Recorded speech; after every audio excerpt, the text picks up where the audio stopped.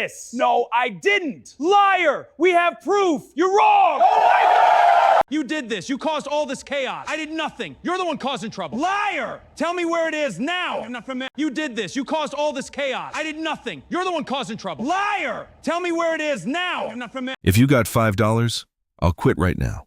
Otherwise, take your homeless self back to the sidewalk. Derek Langford flicked the bill from his wallet, letting it drift down in front of Elias Whitaker's worn boots like trash. A few customers laughed. Someone muttered, "Why do they even let them in here?" The security guard's hand pressed against Elias's shoulder, guiding him away from the teller line as if he were contagious. Derek leaned closer, mint on his breath, contempt in his eyes. This bank wasn't built for people like you. Elias didn't reach for the money. He lifted his eyes instead to the name carved in stone above the marble wall, while the man humiliating him had no idea he was standing on the legacy Elias built. Before continuing, comment where in the world you are watching from, and make sure to subscribe because the next story is one you can't miss. The sun streamed through the tall windows of the Riverbank building, casting long shadows across the polished marble floor. Elias Whitaker shuffled into the busy lobby, his worn coat hanging loose on his thin frame. A battered leather folder was tucked carefully under his arm, its edges frayed from years of use. From behind the glass walls of his corner office, Derek Langford's eyes narrowed as he watched the elderly man take his place in line. The regional manager adjusted his silk tie, lips curling with distaste, as he noticed several well-dressed customers giving Elias a wide berth. The line moved slowly. Elias stood patiently, one hand gripping his folder while the other steadied himself on his walking stick. He observed the grand lobby he remembered from long ago, though now the warm woods had been replaced with cold steel and glass. The original brass fixtures were gone, switched out for chrome that gleamed almost aggressively under the fluorescent lights. When Elias finally reached the counter, teller Carla Reeves's welcoming smile froze, then fell away entirely. She straightened her blazer and cleared her throat. "Can I help you?" Her voice carried just enough edge to make it clear help wasn't really being offered. "Yes, please," Elias said softly, but clearly. "I'd like to open a checking account." His dignified tone seemed to catch her off guard. "Do you have proper identification?" Carla's words dripped with doubt. "I do." Elias began to reach for his folder. The sharp tap of expensive shoes on marble announced Derek Langford's approach before his booming voice filled the lobby. "Is there a problem here?" He didn't address Elias directly, speaking instead to Carla while looking at the elderly man like something scraped off his shoe. "This gentleman wants to open an account," Carla explained, emphasizing gentleman with barely concealed sarcasm. "Oh, really?" Derek's laugh was loud enough to draw attention from everyone in line. "And what kind of account were you hoping to open?" He gave an exaggerated sniff. "The shelter is actually across town if that's what you're looking for." Elias remained steady, his voice calm. "A checking account. I have $5 to deposit." The lobby grew quieter as more customers turned to watch. Derek's smile widened, cruel amusement dancing in his eyes. He gestured subtly to Victor Ramos, the security guard, who reluctantly moved closer to the counter. $5 whole. Derek's voice dripped with mock amazement. My, we don't usually see such substantial initial deposits from your—" He paused meaningfully. "Type." Elias's eyes drifted to the large bronze plaque mounted prominently on the wall behind the teller stations. The bank's community mission statement was engraved there, promising equal service to all members of the community. He'd written those words himself long ago. "The minimum opening deposit is $5, Elias stated simply. "It always has been." Derek leaned forward, placing both hands on the counter. His cologne was overwhelming at this distance. "Listen here.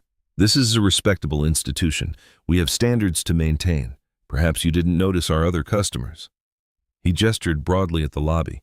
"They don't come in here smelling like they've been sleeping in dumpsters." As if on cue, a well-dressed white man in his 40s approached the next teller window. "Good morning, Mr. Harrington," Derek called out warmly. "How's that new boat treating you?" "Just wonderful, Derek. About to deposit the registration fees now." "Excellent, excellent. Let us know if you need anything." Derek's entire demeanor had transformed, all sunshine and professional courtesy. Then he turned back to Elias, the smile vanishing. "You see, that's our typical clientele. Throughout the exchange, Elias remained perfectly still, studying Derek with eyes that missed nothing. The younger man's show of authority, the carefully maintained power dynamics, the casual cruelty meant to impress watching customers. It was all familiar. He'd seen it before in other faces. Slowly, deliberately, Elias reached into his coat pocket. The security guard tensed, but Elias withdrew only a crisp $5 bill. He placed it carefully on the counter, smoothing it with one weathered hand. The lobby had gone completely silent now. Even the clicks of computer keyboards had stopped. Everyone was watching the scene unfold. Derek stared at the money, then threw back his head and laughed. "Oh, this is rich." He spread his arms wide, playing to his audience. "Tell you what, since you've managed to scrape up $5 whole," he paused for effect, his voice rising to ensure everyone could hear. "If you have $5, Derek announced with a smirk, "I'll quit." The tension in the lobby was thick enough to cut with a knife. Some customers looked away in embarrassment. Others watched with uncomfortable fascination. Victor Ramos shifted his weight uneasily, his hand resting on his belt, while Carla busied herself straightening already neat stacks of deposit slips. The cruel words hung in the air, a public challenge that Derek clearly expected would send the shabby old man shuffling away in defeat. But Elias didn't move. He stood perfectly still, his $5 on the counter between them, his eyes never leaving Derek's face. Derek's laughter echoed through the lobby as more customers pulled out their phones, trying to be subtle as they recorded the confrontation. The $5 bill lay pristine on the counter between them, a small green rectangle that had somehow become the center of this mounting tension. "Let me make this perfectly clear," Derek announced, straightening his designer tie. "We reserve the right to refuse service to anyone who doesn't meet our institutional standards." His voice carried the practiced smoothness of someone used to making unpleasant things sound official. "It's policy." Several customers shifted uncomfortably. A woman in a business suit looked down at her shoes. An elderly couple whispered to each other, their faces pinched with concern. "I'd like to see that policy," Elias said quietly, his dignity unchanged. "Could you show me where it's written?" Derek's jaw tightened. He turned toward Victor, who stood rigid and uncertain near the counter. "Mr. Ramos, please move this individual along. He's disrupting business." Victor took a hesitant step forward, his face betraying his discomfort. "Sir, if you could—" "The policy," Elias repeated calmly. "I'm sure Mr. Langford can point to the specific regulation." His use of Derek's name caused the manager's eyebrows to rise slightly. "Listen here," Derek sneered, leaning closer. "This isn't a soup kitchen. We don't need to explain ourselves to every vagrant who wanders in off the street. Security will escort you out or the police can do it instead." The lobby had grown so quiet that the soft scrape of Elias's folder opening seemed unusually loud. With careful movements, he withdrew several yellowed papers and laid them on the counter beside the $5 bill. The documents were clearly old but well preserved, their edges crisp despite their age. Derek glanced dismissively at the papers, then did a double-take. His eyes widened slightly as he recognized official incorporation seals and signatures. At the bottom of one document was a black-and-white photograph showing a younger Elias standing proudly in front of the original Bright River Bank building, surrounded by the first board of directors. "Clearly these are fake," Derek announced, but his voice had lost some of its certainty. "Sir, if you're confused about it, Bright River Bank was originally called River Valley Savings and Trust," Elias interrupted softly. "The first branch was at the original location, now demolished. Article 7, Section 3 of the original charter includes specific protections for founding members, including—" He recited the exact legal language of a clause that made Derek's face go pale. Carla's fingers flew across her keyboard, her hands trembling slightly as she accessed the bank's internal records. The line behind Elias had grown longer, but no one complained. People leaned forward, phones still recording as the scene unfolded. "That's quite enough," Derek snapped, reaching for the documents. "These obvious forgeries." "Please don't touch those," Elias said with quiet authority. "They're originals." More employees had gathered behind the counter now, watching the confrontation with growing unease. A young loan officer whispered something to her colleague, who shook his head in disbelief. Carla's sharp intake of breath cut through the tension. Her screen displayed an old employee file, one that had been buried deep in the system but never deleted. There was no mistaking the younger version of Elias in the profile photo or the title beneath it. Elias Whitaker, founder, Mr. Langford. Carla's voice shook slightly as she turned the monitor toward him. He's in our records. Derek's face hardened as he stared at the screen, his carefully maintained expression of authority cracking around the edges. The same information was now displayed on several other employee terminals as curious staff members searched the database. Victor had backed away from Elias, his hand dropping from his belt. Other customers continued recording, their phones capturing every moment of Derek's obvious discomfort. The power dynamic in the lobby had shifted palpably, like air pressure dropping before a storm. The $5 bill still sat untouched on the counter, but now the worn leather folder beside it carried the weight of history. Elias stood exactly as he had before, leaning slightly on his walking stick, watching Derek with eyes that had seen the unfolding of banking practices in this very building. A young mother in line hugged her child closer, witnessing the scene. An older businessman closed his portfolio, all thoughts of his deposit forgotten as he watched. The usual sounds of a busy bank, shuffling papers, clicking keyboards, murmured conversations, had all ceased, leaving only the soft hum of the air conditioning and the barely audible sound of phone cameras recording. Derek's knuckles whitened as he gripped the edge of the counter, his expensive watch catching the fluorescent light. The careful facade of authority he'd cultivated was crumbling, and everyone in the lobby could see it. His earlier mockery hung in the air like a boomerang, spinning back toward him with increasing speed. The documentation on the counter seemed to mock Derek's previous arrogance. The incorporation papers, the founding photograph, the signatures that had shaped this institution, they all testified to a history he'd ignored, a legacy he'd disrespected. His face had transformed from smug superiority to rigid hostility as the truth became undeniable. Carla's whispered words had shattered his control of the situation. And now Derek stood frozen, trapped between his earlier cruelty and the growing realization of exactly whom he had tried to humiliate. Derek grabbed Elias's elbow, his fingers digging in with unnecessary force. "Step into my office," he commanded through clenched teeth. The lobby had become uncomfortably silent, watching the confrontation unfold like a slow-motion car crash. Victor trailed behind them, his security badge catching the fluorescent light. His dark eyes darted between Derek and Elias, clearly torn between his duty and his conscience. The young guard's hand rested uneasily on his belt as Derek practically dragged Elias toward the manager's desk. "Sit," Derek ordered, pointing to a chair.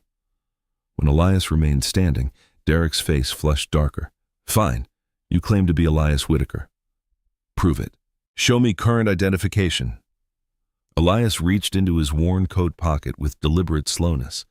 He produced a weathered wallet, removing an old driver's license. The plastic was scratched. The photo faded, but the name and face were clear enough. Next came a yellowed letter signed by the original board of directors, thanking Elias for his visionary leadership. Derek snatched both items, examining them with exaggerated skepticism. His manicured fingers left smudges on the old license. These could be fakes. Anyone could forge. "Call Harlan Whitfield," Elias suggested quietly. "He'll remember me." Derek's eyes narrowed, but he reached for his desk phone. He punched in numbers with sharp, angry jabs, putting the call on speaker. The ring echoed through the tense office. "Whitfield speaking?" The voice that answered was smooth and cultured, carrying the weight of authority. "Mr. Whitfield, this is Derek Langford at the downtown branch. We have a situation." Derek's tone had shifted to something more deferential. "There's someone here claiming to be Elias Whitaker." A heavy pause filled the line. When Whitfield spoke again, his voice carried a dismissive chuckle. "Elias Whitaker? That's unexpected and quite impossible." "Hello, Harlan," Elias said clearly. Another pause, shorter this time. "Ah, I see." Whitfield's voice hardened slightly. "Mr. Whitaker sold his interests in this institution many years ago. If someone is there claiming otherwise, they are either confused or not well." Derek's confidence visibly grew with each of Whitfield's words. "He has some old documents which mean nothing." Whitfield cut in smoothly. "The sale was completely legal. All shares were transferred. If this person is disrupting business, you should handle it appropriately." "Thank you, sir." Derek's smile had turned predatory. He ended the call and stood, straightening his suit jacket. "You heard, Mr. Whitfield. You have no standing here." Through the glass walls, customers were still watching, phones still recording. A young woman in business attire was typing rapidly on her phone, uploading what she'd captured. The video would be viral before long. "This man," Derek announced loudly as he stepped back into the lobby, "is trespassing. He's disrupting legitimate business with false claims." He turned to Victor. "Please escort him from the premises for everyone's safety." Victor shifted uncomfortably, his dark eyes meeting Elias's. "Sir, I don't think— Are you refusing to do your job?" Derek's voice carried a clear threat. "Because that can be addressed immediately." Victor's shoulders slumped slightly. He had rent due soon, a sister in college. "Please come with me, sir," he said quietly to Elias. More phones appeared as Victor gently took Elias's arm. The contrast between Victor's careful touch and Derek's earlier roughness was stark. Elias didn't resist. He moved slowly but steadily toward the exit, his eyes drawn again to the mission statement mounted on the wall. The words seemed to mock the scene, serving our community with integrity. Elias studied them as if measuring the distance between promise and reality, between what he'd built and what it had become. The automatic doors slid open, letting in a blast of hot air.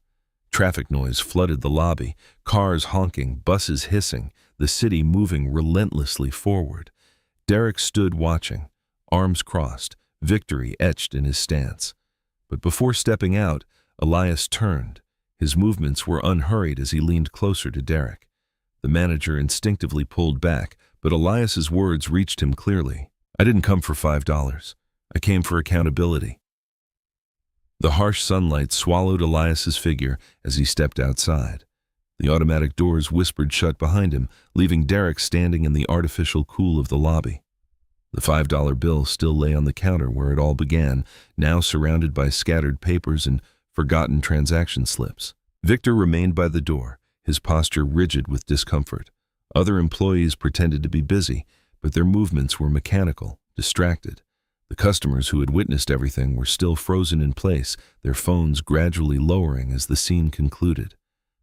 Derek tugged at his tie, trying to project authority, despite the sweat beating at his temples. He cleared his throat, "Next customer, please," he called out, as if nothing unusual had happened. But his voice carried a slight tremor that hadn't been there before. The young woman who had uploaded the video was now showing it to the person next to her. Their whispered conversation carried just far enough. "Did you see how he treated that old man? And he's the founder." A rustle of movement spread through the lobby as people began sharing the video, forwarding it, posting it to social media. The story was already spreading beyond these walls, beyond Derek's control.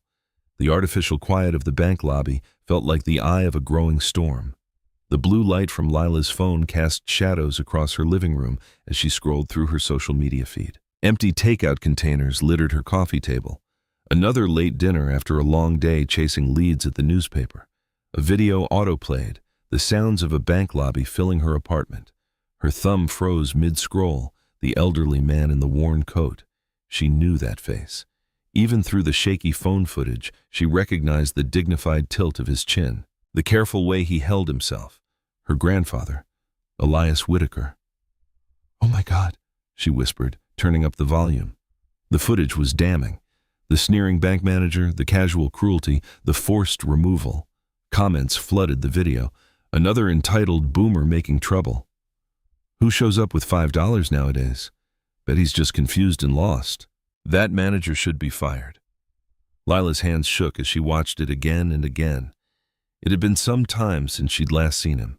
Some time of believing he'd abandoned their family, walked away from everything he'd built. But here he was, being humiliated in the very bank he'd founded. She grabbed her keys, knocking over a cold cup of coffee in her haste. Her journalist instincts kicked in. She had contacts, ways to trace people. 3 phone calls later, she had an address, a boarding house in the old part of town where rent was cheap and questions were few. The drive took some time. Lila rehearsed her anger in the car, all the things she'd wanted to say for years, about leaving them, about the silence, about her grandmother dying without him there. The boarding house was a faded Victorian, paint peeling around sagging window frames. Window units hummed against the evening heat. A flickering porch light illuminated the worn steps as Lila climbed them. Room 2B. She knocked sharply. Footsteps approached, measured and unhurried. The door opened, and there he was, closer than he'd been in years. Elias looked tired, the day's confrontation weighing on his shoulders, but his eyes were clear and alert. Lila. He said her name softly, like a prayer. $5? Her voice cracked. You show up after all these years for $5? He stepped back, holding the door wider. Come in, please. The room was small, but meticulously organized. A narrow bed, a desk covered in papers, walls lined with filing cabinets, no photos, no personal touches. It looked more like an office than a home. Why? Lila demanded, standing rigid just inside the door. Why did you leave us? Why are you living like this? What was that scene at the bank about? Elias settled heavily into a desk chair, gesturing for her to take the room's only other seat. I never left. Not really. You disappeared. I was forced out, he corrected quietly. Legally cornered. They threatened to destroy the bank's reputation, to drag your grandmother's name through the mud, to make sure your mother never worked in finance again. Lila's journalism training kicked in. Who threatened you? Harlan Whitfield, the board. They saw an opportunity when the recession hit. Used it to push me out, change the bank's direction, but they made a mistake. He reached for a filing cabinet drawer. They thought I'd just fade away. He pulled out a thick binder, then another and another. Each was carefully labeled with dates spanning the past years. I stayed close, he continued, opening the first binder. Watched, gathered evidence, built a case. Lila leaned forward, professional instincts overtaking personal hurt. The binders contained loan denial letters, printed emails, spreadsheets tracking foreclosure patterns. Her trained eye caught the coding, certain neighborhoods marked for enhanced scrutiny. Loan terms suddenly changing for specific demographics. Look at the zip codes, Elias said, pointing to a highlighted column. Compare them to census data. Look at the denial rates versus credit scores. Lila's fingers traced the patterns emerging from the data. Systematic discrimination. They're targeting minority neighborhoods. They're using complex financial products to hide it. Pushing adjustable rates in certain areas, knowing the borrowers won't understand the terms. Setting people up to fail. But why go in today? Why let them humiliate you on camera? Elias's eyes held a deep sadness. Because sometimes injustice needs a face. Sometimes people need to see cruelty in broad daylight to recognize what's happening in the shadows. Lila picked up another document, internal emails discussing neighborhood cleanup through strategic foreclosures. Her reporter's mind was already organizing the story. The data, the paper trail, the human impact. The bank I built was meant to lift people up, Elias said, his voice heavy with purpose. To give chances to those other banks ignored, to strengthen communities, not destroy them. More documents covered the desk. Now, performance reviews praising managers for aggressive acquisition strategies, bonus structures tied to foreclosure rates, training materials teaching how to deny loans while avoiding discrimination claims. Lila looked up from a particularly damning memo, meeting her grandfather's steady gaze. The years of silence, of assumed abandonment, shifted in her mind. He hadn't run away. He'd been gathering ammunition. They turned my bank into a weapon, Elias said simply. Lila reached for her reporter's notebook, already clicking her pen. Then we expose it. The boarding house kitchen was barely big enough for 2 people. A single bulb cast harsh shadows across decades-old documents spread on a scratched formica table. Steam had long since stopped rising from their untouched teacups. Look here, Elias said, pointing to a yellowed page of dense legal text. Section 7, subsection C of the original bylaws. Lila leaned closer, squinting at the faded type. Her reporter's notebook was already half full of hurried observations and quotes. I wrote this section myself, Elias continued. Everyone thought it was standard corporate language, but there's a trigger clause buried in the legal framework. What kind of trigger? Lila asked, pen poised. If founding ownership rights are violated through proven fraud, all modern amendments to the corporate structure become void. Control reverts to the original articles of incorporation. Elias tapped the paper. In other words, everything they've built since forcing me out could collapse. And you wrote this knowing they might try to push you out? Elias smiled sadly. I wrote it, hoping I'd never need it. But banking isn't just about money. It's about power. I'd seen too many community banks swallowed up, turned into profit machines. I needed insurance. Lila scanned another document, this one detailing the current board structure. But they'll fight back hard. They already are. Across town in a sleek downtown office building, Derek Langford paced in front of a large screen displaying faces in multiple video windows. Harlan Whitfield's legal team looked grave in their separate boxes. "This is a disaster," Derek snapped. "That video is everywhere. Do you know how many calls I've had to field?" "Calm down, Mr. Langford," said Patricia Morton, lead counsel. Her voice crackled through expensive speakers.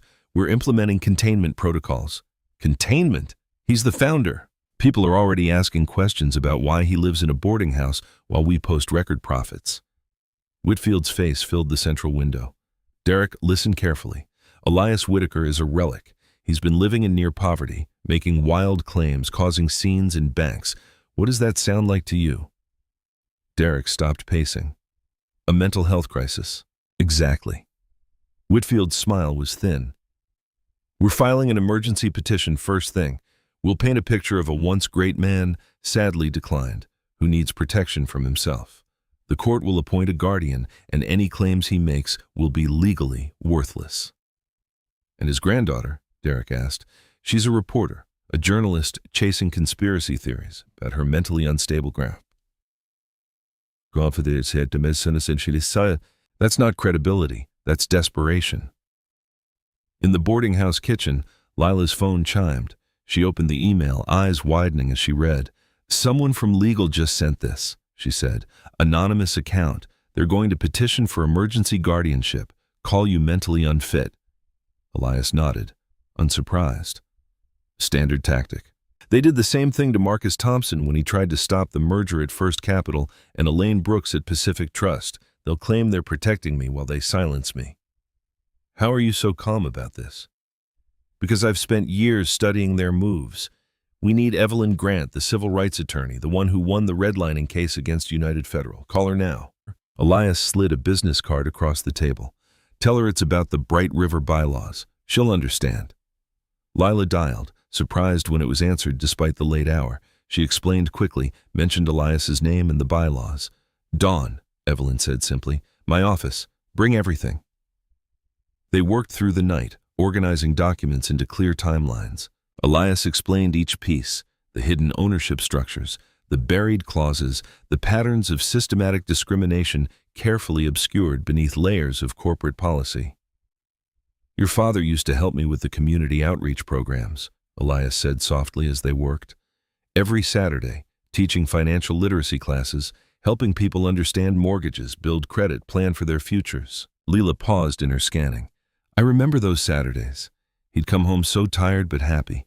The bank was meant to be a legacy for your family, for the community. When they forced me out, I couldn't fight back immediately. They had too much power, too many connections. But I could watch, document, wait. And now? Now we have proof of everything." Elias gestured at the organized stacks of evidence. "They think they can discredit me, paint me as confused, unstable. But facts don't become less true just because of who presents them." A soft sliding sound interrupted them. Both turned toward the door, where white legal papers peeked through the gap underneath. Elias walked over slowly, picked up the documents. His eyes moved methodically across the pages of the injunction request. "They're fast," he noted, continuing to read. "Emergency hearing scheduled, claims of mental instability, requests for temporary guardianship, immediate freeze of any legal claims or public statements." Lila stood. "We need to fight this." "No," Elias said calmly, setting the papers on the table. "We need to let them think they've won. Let them believe their old playbook still works." He looked at the injunction request again, his expression not worried, but resolute. "Now it begins." The single bulb flickered overhead, casting long shadows across the evidence of corruption, waiting to be exposed. The sun was barely creeping over the horizon when Lila's car pulled into Eddie's Diner parking lot. The neon open sign buzzed faintly in the pre-dawn gloom.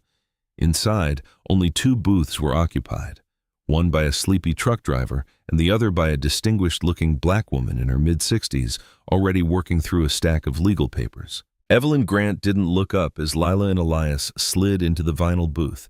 She finished annotating her current page, then raised sharp eyes that missed nothing. "You look exactly the same, Elias," she said, her voice carrying quiet authority, "though I wish we were meeting under better circumstances." "Thank you for seeing us so early," Elias replied, setting his worn leather briefcase on the table. A waitress approached with coffee, but Evelyn waved her away with practiced politeness. "Let's get straight to it. Show me everything." Elias began methodically laying out documents in precise chronological order. It started when the board brought in new investors claiming we needed capital expansion. For the next hour, he reconstructed the careful dismantling of his life's work. Missing shareholder certificates, board meeting minutes with suspicious gaps, voting records that didn't add up. Through it all, Evelyn took rapid notes, occasionally asking razor-sharp questions that cut straight to legal vulnerabilities. "And here's where it gets interesting," Elias said, pulling out a yellow document. The original Articles of Incorporation included a founder protection clause that supersedes subsequent amendments if fraud is proven. Evelyn finished, eyes gleaming. "I remember when you wrote that. Everyone thought you were being paranoid." "I was being prepared," Elias corrected quietly. Lila pulled out her laptop, bringing up social media metrics. "The video from yesterday has views already. Comments are overwhelmingly supportive of Grandpa, angry at the bank. Local news is starting to pick it up." Evelyn's expression grew serious. "They'll try to control the narrative, make Elias look confused, delusional, paint you as an angry granddaughter spreading conspiracy theories. They'll weaponize respectability, suits versus street clothes, corporate polish versus a boarding house address." "They already are," Lila said, showing them her phone. The bank's PR team had just issued a statement. "Bright River Bank is aware of a disturbing incident involving a former employee. While we sympathize with Mr. Whitaker's current situation, his claims about past involvement with our institution appear to stem from serious confusion. We are concerned for his well-being and hope he receives appropriate care." Evelyn's lips tightened. Classic playbook. "They'll build this narrative all day unless we move fast." She pulled out a legal pad. "Here's what we do. First, we file for emergency preservation of evidence, everything from security footage to email archives. Second, we request a temporary restraining order against any retaliation against employees who might support Elias's version of events. Third, we demand immediate production of all historical shareholder records." Across town, Derek Langford was already doing damage control. He'd called an emergency staff meeting before opening hours, his usual polish showing signs of strain. "Listen carefully," he told the assembled employees. "Yesterday's incident was unfortunate. Mr. Whitaker is clearly a troubled individual who needs help. Corporate HR will be providing statements for you to sign, confirming his aggressive behavior." Carla Reeves, the teller, shifted uncomfortably, but he wasn't aggressive at all. He was actually very polite. "The statement simply confirms that his presence was disruptive to normal business operations." Derek cut in smoothly. "We're helping him, really, making sure he gets proper care." Victor Ramos stood at his usual post by the door, security uniform crisp despite his sleepless night. When the HR representative approached with his statement, he read it carefully. "This says, 'I observed threatening gestures and hostile behavior,'" he said slowly. "That's not what happened." Derek's smile didn't reach his eyes. "Victor, you're an excellent employee. It would be a shame if this situation affected your performance review. Your mother still depends on our bank's health insurance, doesn't she?" Victor felt his jaw tighten, but said nothing. At her newspaper, the City Chronicle, Lila strode directly to her editor's office. Mark looked up from his morning coffee with visible reluctance. "Whatever it is, make it quick. We're on deadline."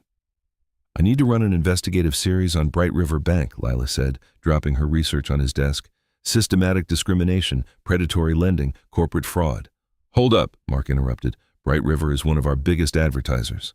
We'd need something rock solid. The man they humiliated yesterday. He's the original founder. I have documentation proving he was forced out illegally, and I have years of evidence showing how they've betrayed everything the bank was created to be." Mark's expression shifted as he began flipping through her notes. "How fast can you write it? First piece can go live by noon." "Do it!" Lila's fingers flew across her keyboard, crafting a story that would ignite public outrage. Bright River's forgotten founder, how a community bank lost its soul. She wove together the viral video, historical documents, and stark statistics showing how the bank's lending patterns had shifted to target minority neighborhoods for foreclosure. She hit publish. At some point in the afternoon, Evelyn Grant strode into the county courthouse, filing an emergency motion for preservation of evidence. The clerk's eyes widened at the thickness of the supporting documentation. "You're cutting it close," she warned, glancing at the wall clock. "As long as it's stamped before closing," Evelyn replied calmly. "Justice doesn't mind waiting a few minutes." The late afternoon sun cast long shadows across Clara Henderson's small front yard. Yellow foreclosure notices fluttered in the breeze, taped haphazardly to her weathered blue door. Lila stood on the cracked concrete path, notepad in hand, watching the elderly woman's fingers tremble as she pulled another notice down. "They just keep coming," Clara said softly, her dignity intact despite the shame in her eyes. 3 this week alone. The house behind her was modest but immaculate. White trim, freshly painted, flower boxes bursting with marigolds, decades of pride visible in every careful detail. "Mrs. Henderson, can you tell me about the refinancing application?" Lila asked, following her inside to a kitchen that smelled of fresh cornbread and lemon cleaner. Clara's arthritic hands sorted through a stack of papers at her small formica table. 38 years in this house, never missed a payment." She pushed her reading glasses up her nose. "My Norman? God rest him. Made sure we always paid on time even during the layoffs. When he passed, I kept right on schedule with my teacher's aid pension." She produced a thick folder, organized with the precision of someone who'd spent a lifetime keeping records.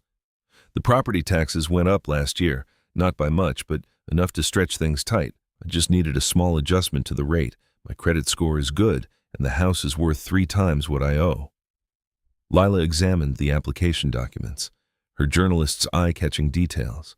Clara's payment history was spotless. Her debt-to-income ratio was conservative. By any standard metric, she was a perfect candidate for refinancing. "They kept finding new reasons," Clara continued, pulling out rejection letters. "First, they said my pension wasn't steady enough income. Then, they wanted an assessment. I paid for that. Then, they said the house needed repairs before they could proceed. Every time I met one requirement, Mr. Langford's office found another." The kitchen door creaked open, and Elias entered quietly, his face grave as he took in the scene. Clara's eyes widened slightly with recognition from the viral video. "You're him, aren't you? The founder they threw out yesterday." Elias nodded, lowering himself into a chair. "Mrs. Henderson, I owe you an apology. This bank, my bank, was built specifically to prevent this kind of treatment. We wrote it into our very first mission statement, to serve all communities with dignity and fairness." Lila spread out 2 loan applications side by side. Clara's and another she'd obtained from a source, a borrower from an affluent zip code with nearly identical financials. The differences in treatment were stark. Where Clara faced escalating requirements, the other applications sailed through. Where her pension income was questioned, similar retirement funds were readily accepted. "Look at these risk assessment notes." Lila pointed out neighborhood stability concerns, demographic shifts in lending zone, historical default patterns in target area. It's all coded language. Clara's hands trembled as she pulled out more letters, each bearing Derek Langford's signature stamp. "My neighbors got these too. The Jacksons lost their place last month, been there since the 60s. The Ramirez family across the street is fighting their 3rd denial. They're systematically pushing people out," Elias said quietly, "using lending policies to reshape the neighborhood's demographics." Lila's phone buzzed with an anonymous message. Henderson foreclosure overheard Langford in break room. Another one down. Keep cleaning up the neighborhood and developers will come running. Have screenshots of internal emails. Want to help?" She showed it to Elias, whose expression hardened. "We need more than individual cases," he said. "Evelyn says we need documented proof of systematic discrimination, internal communications, policy memos, incentive structures, the archive system," he added after a moment, eyes distant with memory. "I implemented a redundant record-keeping protocol. Every policy change, every directive, every amendment had to be logged in triplicate. If they haven't dismantled it—" "Where would these records be?" Lila asked, already typing notes. "Sub-basement archive room behind the old vault. Most people don't even know it exists anymore." Clara watched them talk, her hands folded in her lap. "All these years I thought it was just me, that I must have done something wrong. You did nothing wrong, Elias assured her firmly. They're the ones who corrupted everything this institution was meant to stand for. The sound of heavy trucks rumbling down the street made them all look up. Through Clara's kitchen window they could see moving vans approaching, not for her house, not yet, but for another family down the block. The reality of what was happening to this community became startlingly visible. Lila gripped her notebook tightly, jaw set. We're not letting them take her home. The evening sun painted the street in amber tones as more neighbors emerged from their houses watching the movers work. They gathered in small groups, sharing similar stories of denied loans, of sudden rate changes, of requirements that seemed to multiply endlessly. Each story added another thread to the pattern Lila was documenting, building a tapestry of systematic displacement hidden behind banking policies and profit margins. Clara stood in her doorway, the foreclosure notices crumpled in her hand, watching another family's life being packed into boxes. The marigolds in her flower boxes caught the last light of day, defiant splashes of color against the growing shadows. Streetlights cast a sickly yellow glow through the boarding house window as Elias spread an old building blueprint across his small kitchen table. Lila leaned in, her phone recording as her grandfather's weathered finger traced the bank's layout. The archive room wasn't on any public plans, Elias explained, his voice soft but clear, but we built it here behind the original vault. He tapped a seemingly blank space on the blueprint. The entrance is disguised as a maintenance closet. Most employees walk past it every day without knowing. Lila scribbled notes, her journalist's instincts firing. Why hide it? Not hiding, protecting. Elias straightened in his chair, eyes distant with memory. After the savings and loan crisis, I saw how easily records could disappear when convenient, so we created a secure space, climate-controlled with triple redundancy for every document, policy changes, loan decisions, board minutes, everything. The boarding house creaked around them, its old bones settling in the night. A car alarm wailed somewhere in the distance. If those records still exist, Lila said, they could prove the discrimination pattern, show how they twisted your founding mission. Elias nodded, then reached for his ancient flip phone. There's someone who can help us, Raymond Fletcher. He ran operations for years before they pushed him into early retirement. The phone rang several times before a gruff voice answered. Elias put it on speaker. Raymond? It's Elias Whitaker. A sharp intake of breath. My God, I saw the video today. Been waiting for this call. Raymond, I need to access the archive room, the one behind operations. Still there, as far as I know. They tried converting it to storage some time back, but that special ventilation system you installed made it too complicated. They just locked it up instead. Lila leaned forward. Mr. Fletcher, this is Lila Whitaker. I'm writing about what's happening at the bank. Would you be willing to help us? A long pause. Your grandfather built something special, young lady, watching them tear it apart piece by piece. Raymond's voice hardened. Meet me across from the bank at the right moment. I know the maintenance schedule when the cameras reset. While they planned, across town in his luxury apartment, Derek Langford paced before his laptop, Harlan Whitfield's face filling the screen. Find something on the girl, Whitfield ordered. Past articles, retractions, complaints, anything to discredit her reporting. Already on it, Derek replied, and I'm handling the security guard situation. Victor Ramos. He's been reluctant to sign our version of events. Pressure him. Everyone has something to lose. Derek ended the call and pulled up the staff files. Victor's employment record showed a sick mother, medical bills, a modest apartment he could barely afford. Perfect leverage. Back at the boarding house, Lila refreshed her news feed. Her first article had exploded online. Bank founder emerges to fight discrimination. Comments poured in from other customers sharing similar stories. Look at this, she showed Elias. The Henderson case isn't isolated. People are coming forward from all over the city. Elias studied the screen, his face tight with controlled anger. They didn't just corrupt the bank's mission, they turned it against the very people it was meant to protect. We'll need legal grounds to access those archives, Lila said. Already handled, came a voice from the doorway. Evelyn Grant stood there, briefcase in hand, looking sharp despite the late hour. Court-approved request for specific document categories. They'll have to grant access or face contempt charges. The night wore on as they refined their plan. Evelyn prepared legal arguments while Lila drafted her next article.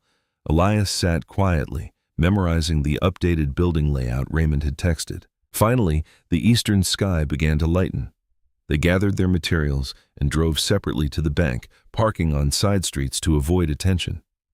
The building's glass facade reflected the dawn's pink glow, making it look almost innocent. Raymond Fletcher waited in the shadow of an old oak tree, his retired security uniform still crisp after all these years. His face was lined with age, but his eyes were sharp as he watched the early morning cleaning crew enter through a side door. "Maintenance uses that service entrance," he explained quietly. "Camera blind spot when the system resets. Guards change shifts soon after."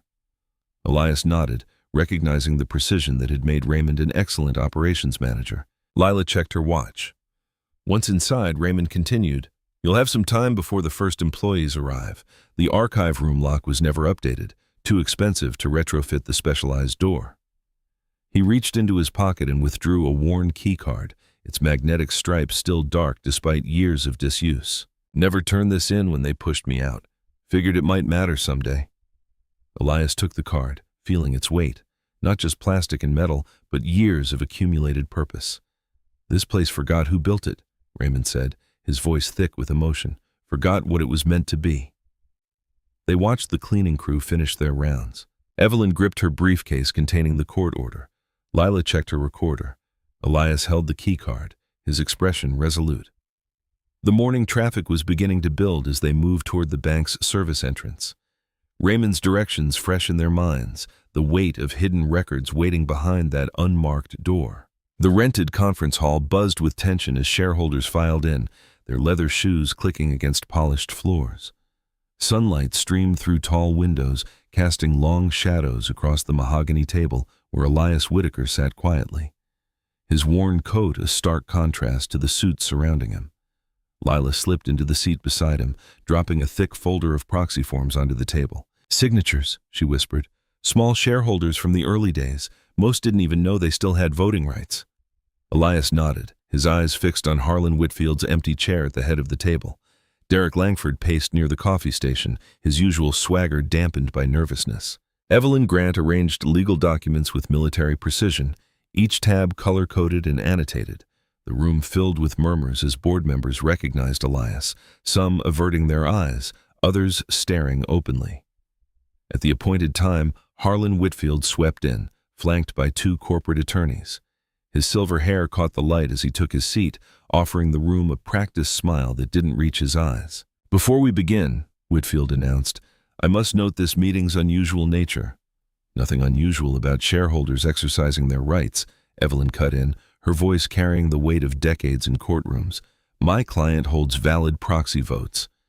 Derek shifted uncomfortably as Lila began distributing packets to each board member. Inside were loan denial statistics color-coded by neighborhood demographics. Clara Henderson's case sat on top, her perfect payment history highlighted in yellow.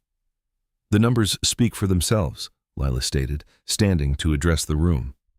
"Denial rates in minority neighborhoods are triple those in comparable areas.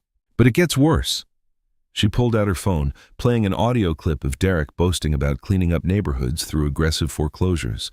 His face reddened as his own voice filled the room. Elias spoke for the first time, his quiet tone drawing everyone's attention. "I founded this bank to serve all people equally. These documents show systematic discrimination." A younger board member flipped through the packet, frowning. "These denial patterns, they're rather stark." "Meaningless correlations," Derek interrupted, but his voice cracked slightly. Evelyn stood, presenting a motion for immediate oversight. "Given the evidence of discriminatory practices, we move for an independent review committee." Several shareholders began whispering among themselves. An older woman in pearls studied Clara's loan file with growing concern. "And there's more," Lila continued, producing a printed email. "This internal memo links executive bonuses directly to foreclosure rates. Mr. Langford received substantial payments for each property seized." Derek's coffee cup clattered against its saucer. Whitfield tried to interject, but Evelyn was faster. "I move to enter this document into the official record," she declared, passing copies to the corporate secretary. Page 3 specifically mentions targeting certain neighborhoods for aggressive collection. The room temperature seemed to drop as shareholders digested the implications. A board member removed his glasses, polishing them nervously. Elias carefully opened his original copy of the bank's bylaws. Section 7, paragraph 4, states clearly, upon presentation of credible evidence of systematic ethical violations, shareholders may vote to establish an emergency review panel. The board secretary confirmed the clause's existence. Hands began rising around the table, shareholders requesting to be heard. "I've banked here for years," one man stated. "Never knew we were pushing people out like this." A woman in a blue blazer spoke up. "These foreclosure incentives, they're predatory, plain and simple." The meeting chair's gavel shook slightly as more voices joined in. Derek loosened his tie, glancing desperately at Whitfield. Lila watched the room's mood shift, hope rising in her chest. Decades of discrimination were finally coming to light. Even longtime Whitfield allies appeared shaken by the evidence. Elias's hands remained steady as he gathered his documents. For a moment, justice felt within reach. Then Harlan Whitfield rose slowly to his feet, his thin smile never wavering. The room fell silent as he reached into his briefcase, withdrawing a single sheet of yellowed paper. "This has been quite the performance," he said smoothly. "But before we continue this theatrical display, perhaps we should discuss the document that proves Mr. Whitaker has no shares at all." The words fell like stones into still water, ripples of shock spreading through the conference hall. The brief victory that had seemed so close just moments before hung suspended in the sudden tension. Whitfield held the yellowed paper aloft like a trophy, his manicured fingers gripping what he claimed was Elias's downfall. The conference room's air conditioning hummed as shareholders leaned forward, straining to see. "This transfer agreement," Whitfield announced, "dated years ago, shows Mr. Whitaker voluntarily surrendering all shares to the board's voting trust." He passed copies around the table, each rustling sheet building tension. Lila grabbed one, her journalist's eyes scanning every detail. The signature at the bottom matched her grandfather's perfectly. The same slight tilt to the B, the distinctive loop in the E. Her stomach dropped. "The document is properly notarized," Whitfield's lawyer added, pointing to the official seal, "and witnessed by 3 board members of that era." Elias stared at the paper, his weathered face tight with confusion. "I never signed this," he said, but his voice carried less conviction than before. Derek Langford's smirk returned as he lounged back in his chair. "Memory's a tricky thing, isn't it?" Evelyn Shaw demanded to examine the original, but Whitfield's team was prepared. They projected high-resolution scans on the conference room screen, showing paper composition tests and ink dating analysis. "We anticipated this unfortunate situation," Whitfield said smoothly, "which is why we've already filed for emergency judicial review." A large screen at the front of the room flickered to life, revealing Judge Margaret Webster's face in a remote video feed. She looked stern, her black robes a stark contrast against the pale courthouse wall behind her. "Having reviewed the submitted evidence," Judge Webster began, "I am granting temporary control to the current board pending full authentication of all documents. Mr. Whitaker's voting rights and access to corporate resources are suspended until this matter is resolved." Lila watched helplessly as her careful investigation crumbled. Shareholders who moments ago had seemed sympathetic now avoided eye contact, gathering their things and edging toward the door. "Furthermore," the judge continued, "all discovery requests are stayed pending resolution of ownership claims." Evelyn tried to object, but the judge's decision was final. The video feed cut out, leaving them in stunned silence. Through the conference room's glass walls, they could see reporters clustering in the lobby. Phones buzzed as news alerts went out. Lila's screen lit up with the first headline. "Founder's claim unravels. Documented proof shows no ownership." Her editor's name flashed on her phone. "Lila," he said when she answered, his voice tight with stress. "The bank's lawyers just called. They're threatening a defamation suit over your articles. We need to print a retraction." "But the discrimination evidence," she started. "They're saying you knowingly published false claims from an unauthorized source. They have documentation, Lila. We can't risk it." Social media exploded. Tweets questioned her integrity. Blog posts dissected her past articles, twisting quotes out of context. Comment sections filled with accusations about exploiting an elderly man for headlines. The conference room emptied quickly. Derek made a show of collecting Elias's visitor badge, his victory evident in every movement. "Security will escort you out," he said, not bothering to hide his satisfaction. Whitfield paused at the door, turning back to face them. "Mr. Whitaker, I truly hope you find the help you need. Perhaps your granddaughter should focus more on your care than on manufacturing scandals." The drive to Clara Henderson Street felt endless. The setting sun cast long shadows between the modest homes, making the sheriff's notices on Clara's door glow an angry orange. Moving trucks lined the curb, workers carrying out boxes of her life. Clara sat on her porch steps, a small suitcase at her feet. Her eyes were dry but empty as she watched her belongings disappear into the trucks, decades of memories reduced to inventory numbers on a clipboard. "I called my niece in Atlanta," she said quietly when she saw them. "She has a spare room." Lila crouched beside her, rage building at the sight of this proud woman reduced to dependency. "Mrs. Henderson, we're not giving up. We'll find a way." A sharp notification sound cut through the evening air. Elias pulled out his phone, his hand trembling as he read the message. "They've frozen my accounts," he whispered. "Every penny." The color drained from his face. He swayed slightly, reaching for the porch railing, but missing. Years of stress, age, and the day's brutal developments caught up in a rush. "Grandpa!" Lila grabbed his arm as his knees buckled. They managed to get him back to his boarding house room. The bare walls and simple furniture a stark reminder of how far he'd fallen from his founder's office. He lay on the narrow bed, looking suddenly every one of his years. "They're erasing me again," he whispered, his voice thin with exhaustion and defeat. His eyes drifted closed, the fight seemingly drained from him. Lila stood by the window, her hands clenched into fists as she watched the last light fade from the sky. Decades of her grandfather's work, Clara's home, her own professional reputation, all apparently demolished by a single piece of paper.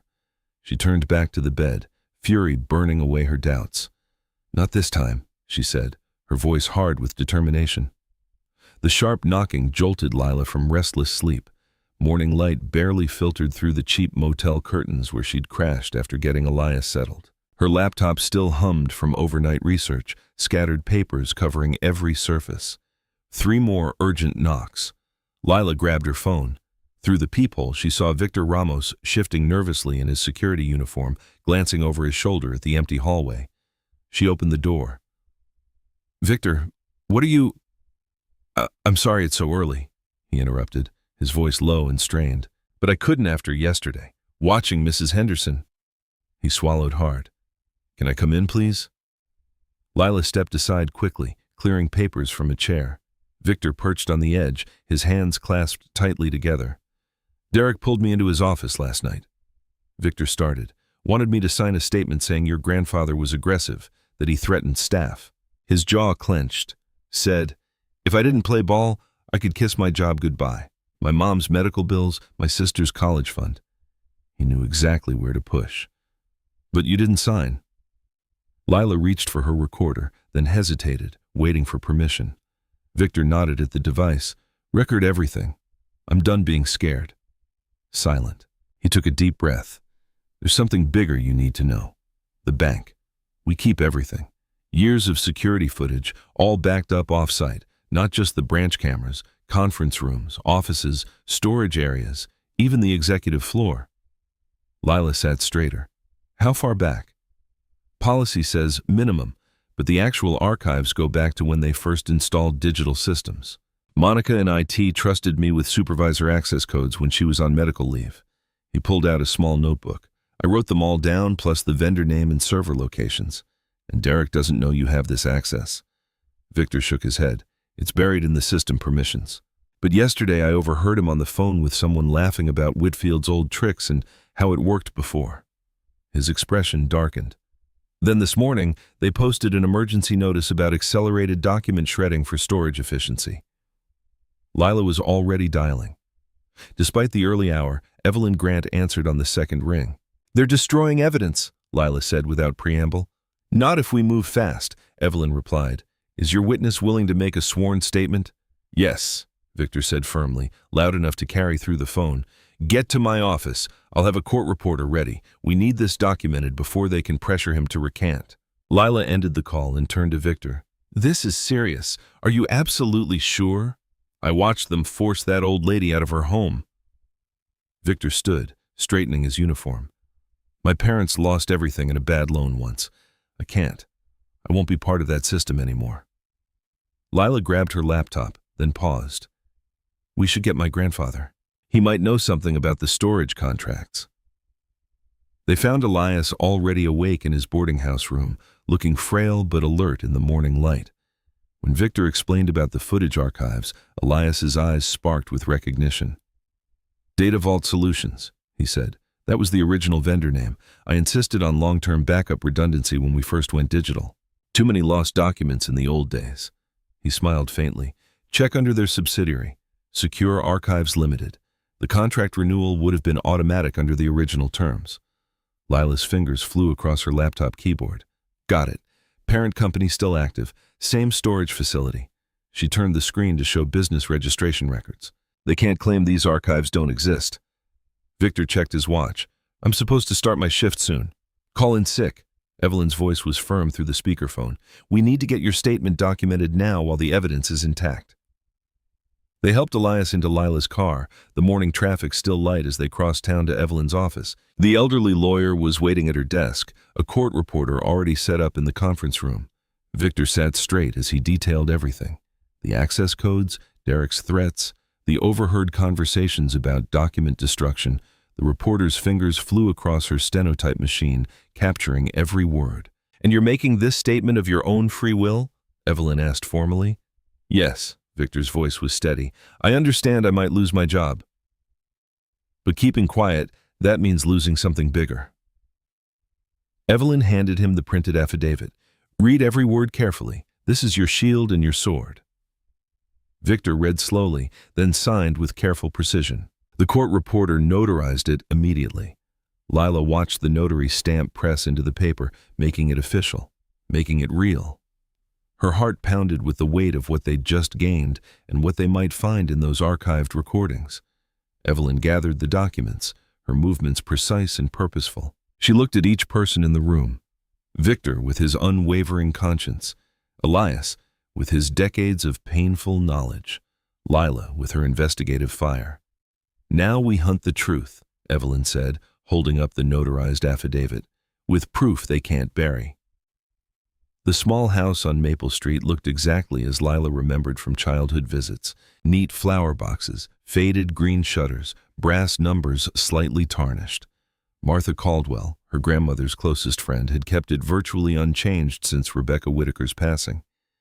Everything's just as she left it, Martha said softly, unlocking the front door. I dust regularly, but I never moved her things. Somehow, it felt wrong. Lila followed Elias inside. The familiar scent of lemon furniture polish and old books wrapped around them. Morning light filtered through lace curtains, dancing across photographs of happier times. Family gatherings, church potlucks, the bank's original ribbon-cutting ceremony. Elias's fingers trembled as he touched the banister. Rebecca always said she'd protected something important. I thought she meant memories.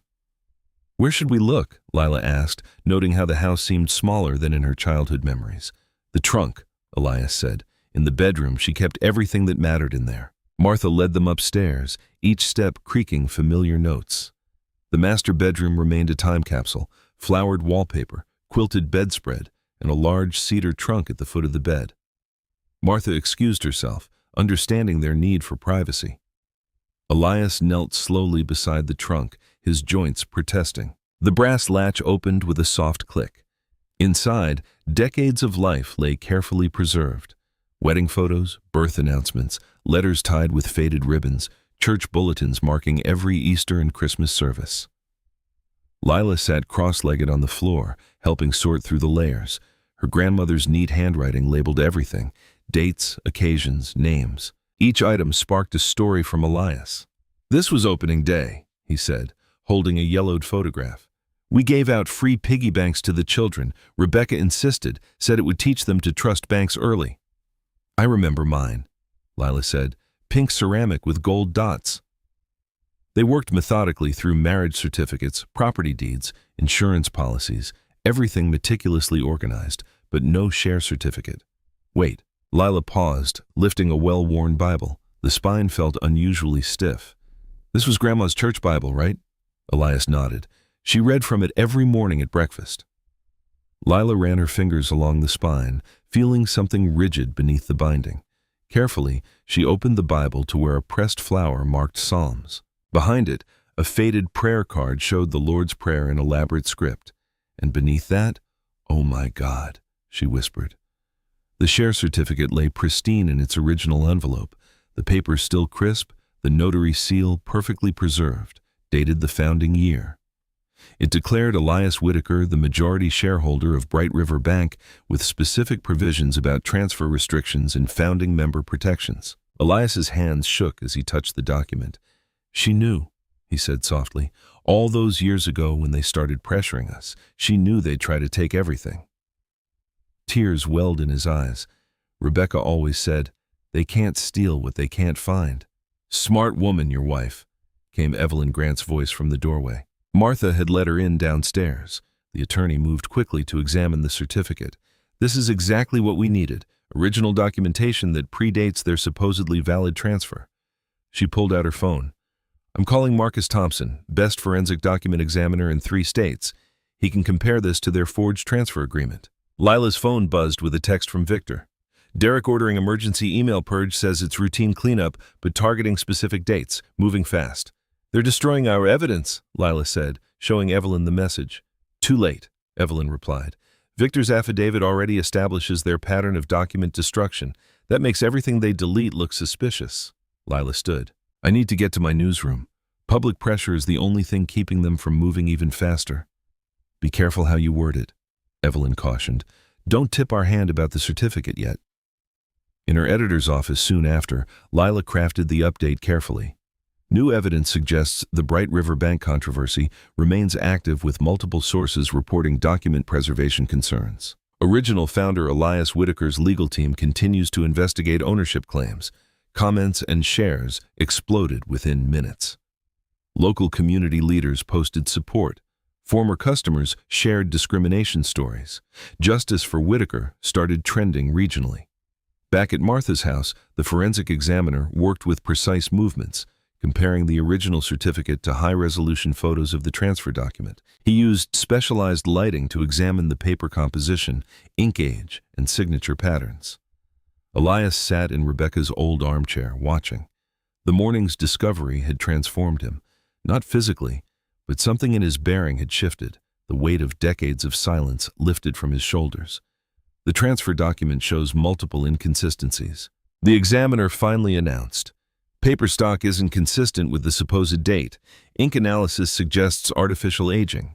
Most importantly, the signature characteristics don't match Mr. Whitaker's verified exemplars." "In other words," Evelyn said, a grim smile playing at her lips, "we can prove forgery." She gathered the certificate carefully into an evidence envelope. This, combined with Victor's testimony about the video archives and their sudden document purge, she squared her shoulders. "We're ready to reopen the fight." The evening sun cast long shadows through Evelyn Grant's office windows as she arranged 5 chairs around her mahogany conference table. Files and laptops covered every surface, creating an informal war room. Elias Whitaker sat quietly, his weathered hands folded over the Bible-protected share certificate. Lila paced, checking her phone for news updates. Victor Ramos arrived straight from his shift, still in his security uniform, followed minutes later by Raymond Fletcher, who carried a thick folder of his own. "Let's build this timeline precisely," Evelyn said, uncapping a marker at the whiteboard. "We need every detail documented, every connection clear." Raymond spoke first, his voice heavy with old anger. "It started when Whitfield had just joined the board. Everything changed. Sudden policy reviews, new lending metrics." "The pressure came in waves," Elias added, eyes distant with memory. "First subtle, then overwhelming. They called emergency meetings at odd hours, always with urgent papers requiring immediate signatures." Lila typed rapidly on her laptop, cross-referencing dates. The bank's public records show a major structural reorganization that year. "I remember because it was my wedding anniversary," Raymond said suddenly, sitting straighter. "Whitfield kept Elias late, insisted on reviewing routine documentation about branch operations." Victor pulled out his tablet, fingers moving quickly through security system archives. The old camera system logged everything by date and room. Even if they deleted footage, metadata remains. He paused, eyes widening. Here, the night the supposed transfer occurred. Conference room B, multiple entries. The metadata proves they were there, Evelyn noted, writing rapidly. If we can access those backup tapes through Discovery. There's more, Victor said. The system tagged document processing events. Every time papers went through the scanner or copier, it logged it. That night shows separate scanning events.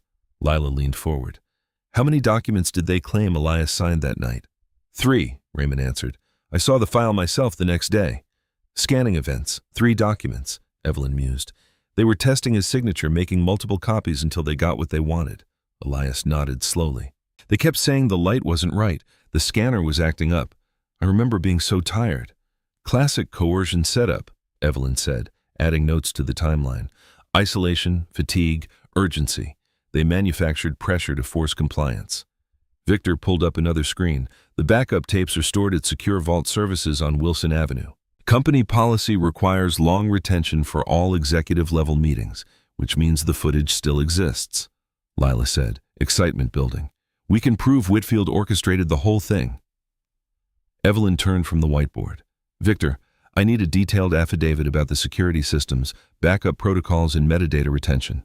Raymond, your eyewitness account of that period is crucial.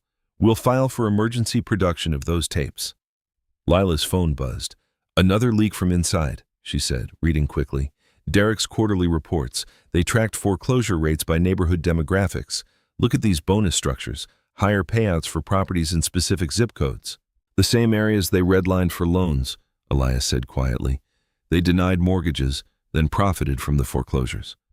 Evelyn's fingers flew across her keyboard. This adds another layer. We can request federal review based on securities fraud indicators, systematic discrimination, falsified documents, hidden incentive structures. We need to force them into the open, Lila said. Make them defend these practices publicly. The Founder Protection Clause, Elias said, touching the share certificate gently. I wrote it specifically for this scenario. Proven fraud against founding ownership triggers an immediate shareholder review. Raymond nodded. I remember when you added that clause. Whitfield fought against it, said it was unnecessary. Now we know why. Evelyn said we filed the emergency motion. Demand an emergency board meeting. While they're defending themselves publicly, the regulators get everything. Lila finished. The forged transfer, the security footage, metadata, the bonus structures. Victor checked his watch. I can get the complete metadata logs before long. They don't know I have this level of system access. Evelyn began assembling documents into clear sections. Timeline evidence, sworn statements, security records, financial data. We hit them from multiple angles simultaneously. They can't bury everything at once. Elias sat calmly, watching the activity around him. The others noticed how he seemed to grow more centered, more assured as the pieces came together. This was his bank, his rules, his foresight from long ago, finally serving its purpose. Walk me through the Founder Clause again, Evelyn said. We need the invocation to be word perfect. Elias recited from memory, his voice steady. Upon presentation of clear evidence indicating fraudulent action against founding ownership, all current board actions are suspended pending full shareholder review. No transfer of assets or voting rights may occur until resolution. Simple, clear, and legally binding, Evelyn noted.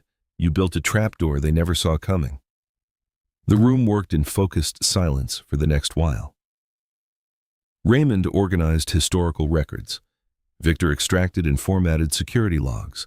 Lila prepared press statements. Elias reviewed every document, adding context from his original tenure.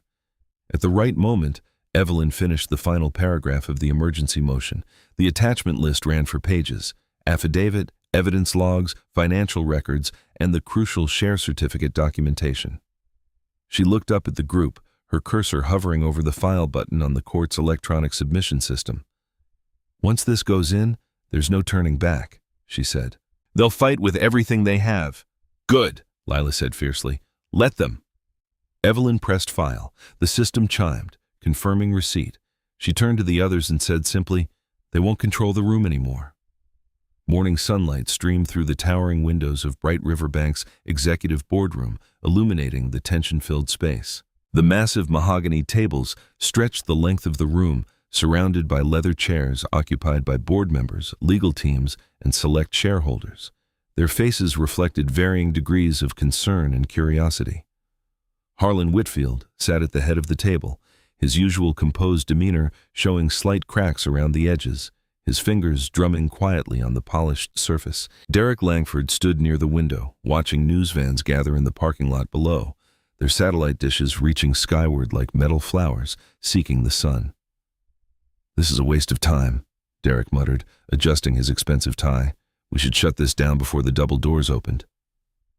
Elias Whitaker entered first, walking slowly but with unmistakable purpose.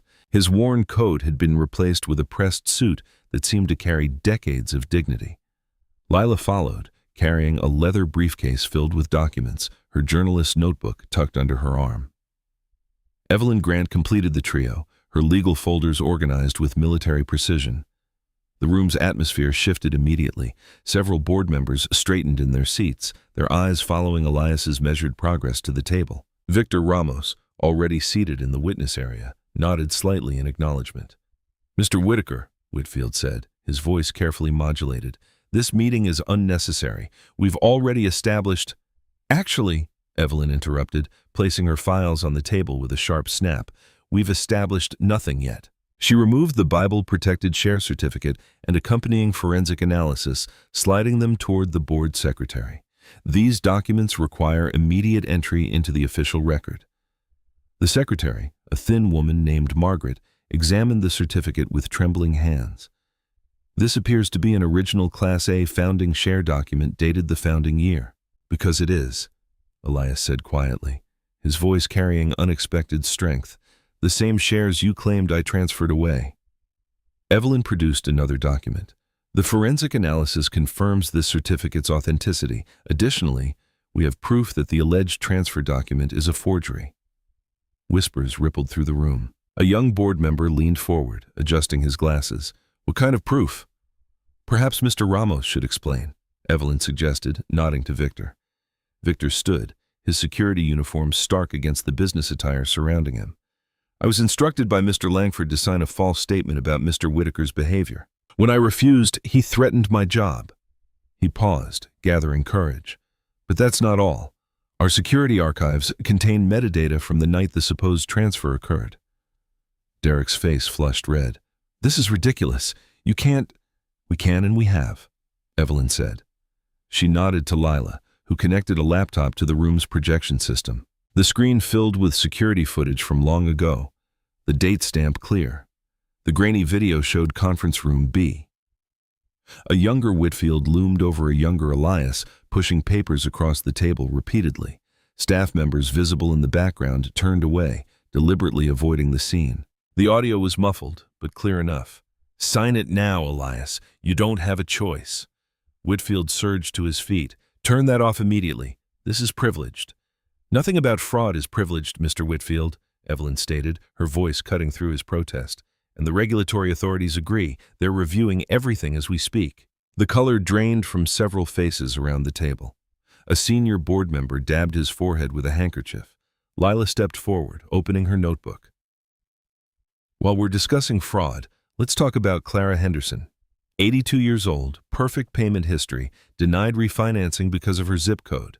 She spread printouts across the table. "And she's not alone. These documents show systematic denial of loans based on neighborhood demographics, coupled with bonus structures rewarding foreclosures in those same areas." "That's standard risk assessment," Derek snapped, his composure cracking. "We don't owe loans to people who can't—" "Can't what, Mr. Langford?" Elias asked softly. "Can't be trusted." "Can't be worthy. That's not what this bank was built for." "This bank was built to make money," Derek shouted, his face contorted. "And if certain people can't keep up, that's their problem. We're not a charity." The boardroom doors swung open again. 3 individuals in dark suits entered, badges visible on their belts. The lead agent, a tall woman with steel gray hair, spoke with quiet authority. "I'm Special Agent Reynolds, Federal Financial Crimes Task Force." She surveyed the room. "We're here to secure records pursuant to an ongoing fraud investigation." Whitfield's face had turned ashen. "This is a private meeting. You can't just—" "We can and we will," Agent Reynolds replied. Mr. Whitfield, you're under investigation for securities fraud, document falsification, and conspiracy to commit financial discrimination. 2 more agents entered, carrying document preservation notices. Derek stumbled backward, bumping into the window. "This isn't happening," he whispered. The room erupted into controlled chaos. Board members huddled with lawyers. Phones emerged as panicked calls began. Through it all, Elias remained seated, watching calmly as federal agents moved efficiently around the space, securing computers and files. Victor stepped closer to Lila and whispered, "I never thought I'd see this day." "That's why they didn't see it coming," Lila replied, taking rapid notes as the scene unfolded. "They thought power meant they were untouchable." Evelyn gathered her files with practiced precision, a slight smile playing at her lips as she watched Whitfield being interviewed by Agent Reynolds. The evidence was overwhelming, the truth finally exposed to harsh fluorescent light. The morning sun continued to stream through the windows, illuminating dust motes dancing in the air, witnessing the dismantling of decades of carefully constructed corruption. Outside, news crews gathered in greater numbers, sensing the story breaking behind the glass walls of power. The afternoon sun cast long shadows across downtown as news crews clustered outside Bright River Bank's headquarters. Phones buzzed with breaking alerts.